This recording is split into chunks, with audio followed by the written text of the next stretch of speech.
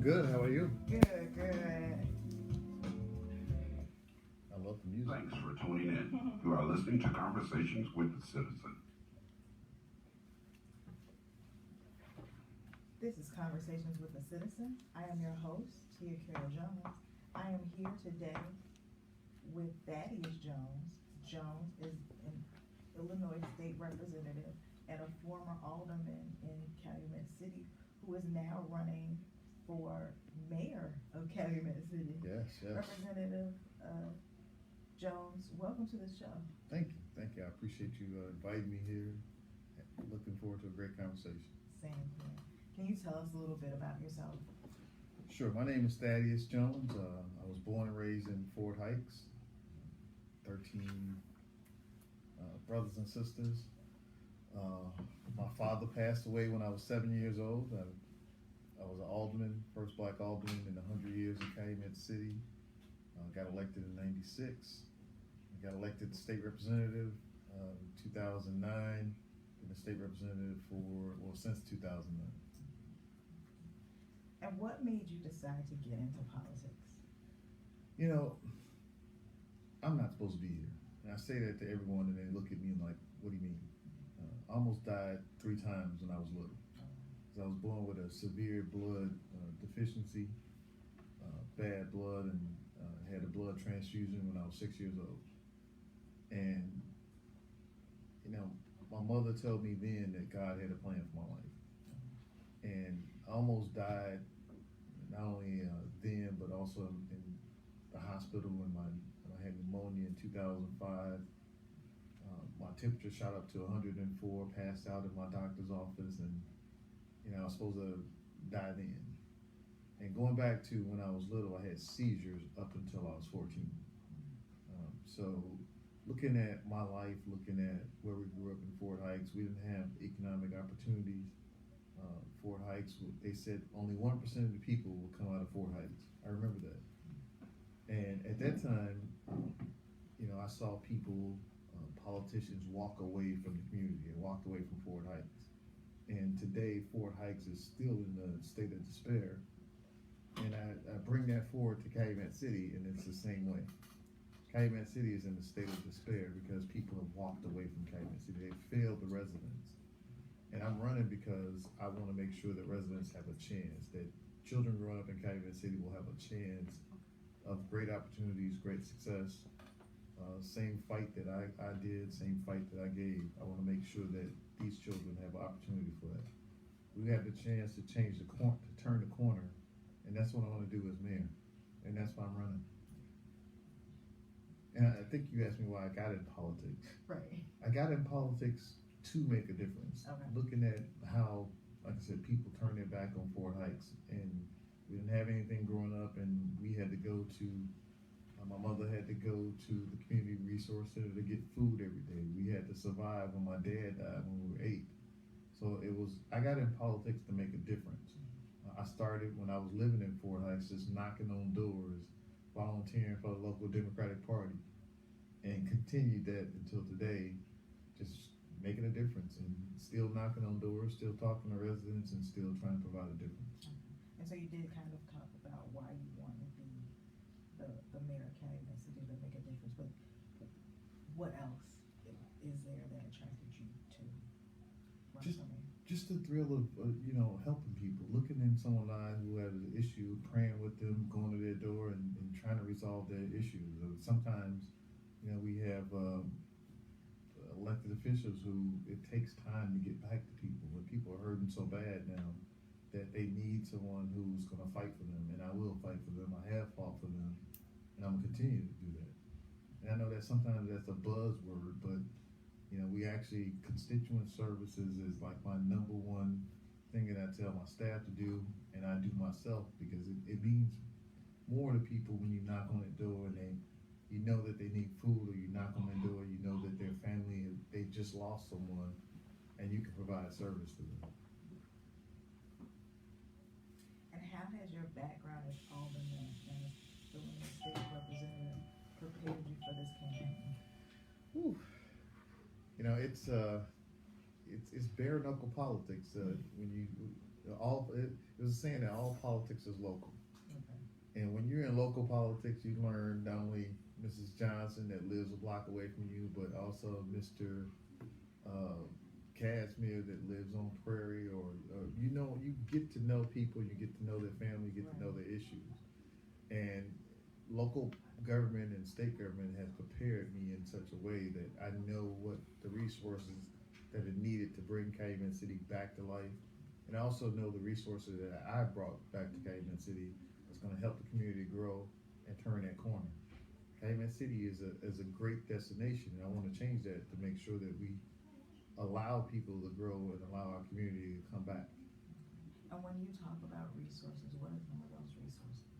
State funding, federal funding, having a conversation with a restaurant that wants to come to Calumet City, and taking the mayor beyond the four walls of Calumet City and opening it up to the world to get people to come in and see what kind of product, what kind of people we have in Calumet City to help us grow. And sometimes it doesn't take $1 million to have a great idea in Calumet City. It just takes a conversation with people who have $1 million to get on the corner of Torrance and 159th Street. The mayor of Homewood does a great job. He goes out and he secures businesses. He'll have a conversation with businesses daily and go through their proposal that same day and tell them you fit here. And that's what I want to do in Calumet City. I want to make sure I have a conversation with businesses. It's going to help our economy grow, help our people grow, bring good jobs for our youth, and let our city expand.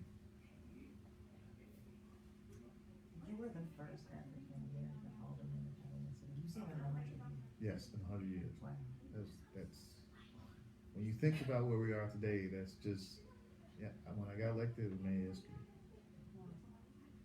What was that experience like for you? It was good and bad. I remember my office was right on Sibley, 2100 Sibley, and we had a bunch of white families on Prairie. And I came out of my office after I won that night and shook hands with a white gentleman, and told him I just got elected as your first black alderman. And his response to me was, "Good, I'm moving." I remember that. I still remember his address. I'm not gonna say his address on the radio, but I still remember his address. And I think from then it was just showing me how in your face politics was, but in your face how the community views, success, views, black people getting involved in politics. And from that day on, I made sure to not only talk to my white residents, Hispanic residents, but also talk to everyone to do a good job as alderman. And I served for 16 years proudly as alderman in Calumet City. Why did you decide to go from alderman of Calumet City to the Illinois State Legislature? It's a good question. It's two reasons. One is I was wanting to go to finish my law degree at Loyola University. So I did graduate with my law degree from Loyola. Wanted to take time to dedicate to that, and also look at the state level about bringing resources to not only Calumet City, but to the Southland. Part of the 29th District, Fort Heights is part of the 29th District. And I knew serving as state representative in my hometown, bringing back resources to Fort Heights was a big thing for me.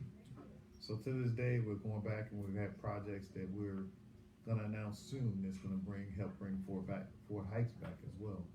So I wanted the opportunity to serve, but also wanted the opportunity to serve on the state level to see the issues that residents were having. Because when I was an alderman, there were state issues that we sent to the state representatives. Some of them got handled, some of them didn't.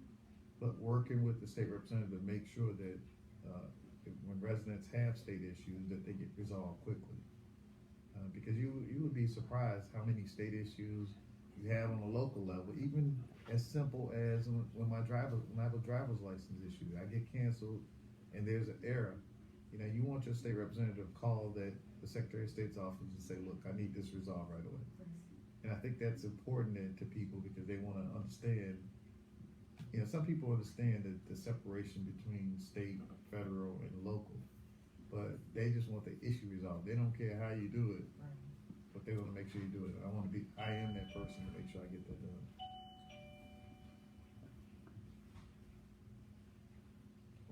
During your time as an Illinois State Representative, what are some ways you have used your position to benefit your community?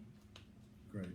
Yeah, I gave you a list of a bunch of the money I brought back to the district, and it's close to $50 million from what I've advocated for South Suburban College, from jobs programs to Calumet City. We recently gave them $1.7 million to even STEM camps that we've had at South Suburban College, Prairie State College. So as state representative, my goal was to make sure that the dollars that I bring back were actually going to make a difference. Part of those differences, we started a creative program at South Suburban College where we take GED students and move them into union jobs, where they go into this program called the Construct Program.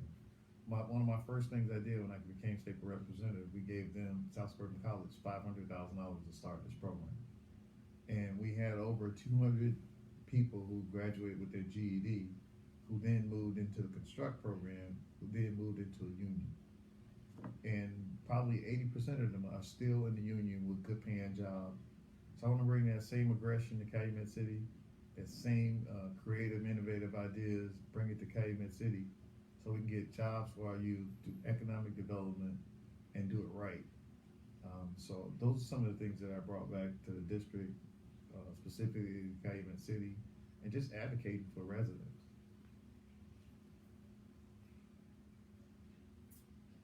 How has Calumet City changed in the last 20 or so years you've been an elected official representing the area? It's a great question because I think it's changed in, tax wise, housing wise, and economic development. So tax wise, you've had probably 80% of the people walk away from their properties in Calumet City. So you have at least 1,000 or more foreclosed homes. Excuse me. You have 1,000 or more foreclosed homes, which affects the housing market in Calumet City. You also have transitional housing in Calumet City, so you're not, there's less affordability in Calumet City with people who have affordable homes. You also have, when you're talking about the demographics of Calumet City, in 2010, actually in 2000, Calumet City was probably 40% white, 40% black, and 20% other. Now, Calumet City is almost 80% black, 10% white, and 10% other. So the demographics not only have changed in Calumet City, but the demand for not only creative and innovative ideas is on the government to do. That hasn't happened. And when you talk about the economics and development, there have probably been 70% of the businesses have left Calumet City. So if you go to River Oaks Mall, have you ever been to River Oaks Mall? Yes. Now, if you went to River Oaks Mall 10 years ago, and you knew what you saw 10 years ago, and you go to River Oaks Mall today, it's an eyesore. There's still a couple businesses that are still left there, but that used to be the economic engine of Calumet City. And we can't have that. Calumet City, I always say, is 4 years away from looking like communities that we definitely need to pay attention to. And we can turn that corner, but we can't turn the corner with this administration. They've had plan after plan and haven't done anything for black people in Calumet City. They haven't done anything for businesses in Calumet City, and they keep destroying the fabric of what Calumet City was. And what is your vision of what Calumet City could be, and what will it take to get there? It's a great question. I just want residents to just imagine. I want them to come with me and just imagine a Calumet City that has jobs and economic development. Just imagine a Calumet City that has less crime.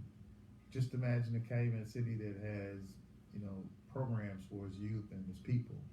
And just imagine a Calumet City that has good housing and good economic development.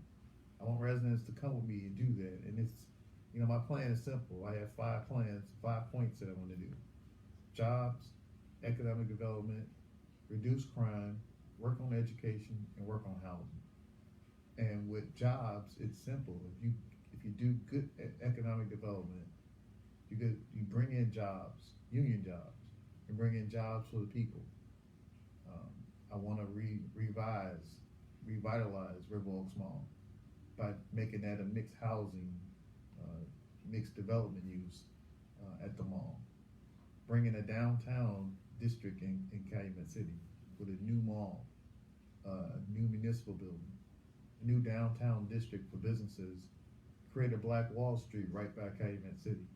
That's something I'm introducing in Springfield in a couple weeks to make sure that Black businesses are definitely at the forefront of whatever I do. And also redeveloping this thing that we call Smiley Plaza. For years, Smiley Plaza has been one of the worst crime-ridden places. That's why I served as alderman, was in Smiley Plaza.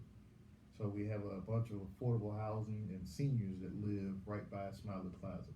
So taking that whole area and just reimagining what that area could be, because it's right off the Bishop Ford.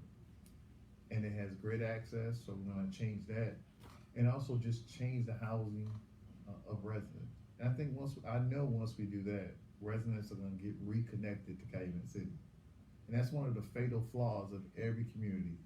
They don't get reconnected and find out what the people want, and the local leaders get disconnected from what residents want and what they see for their community.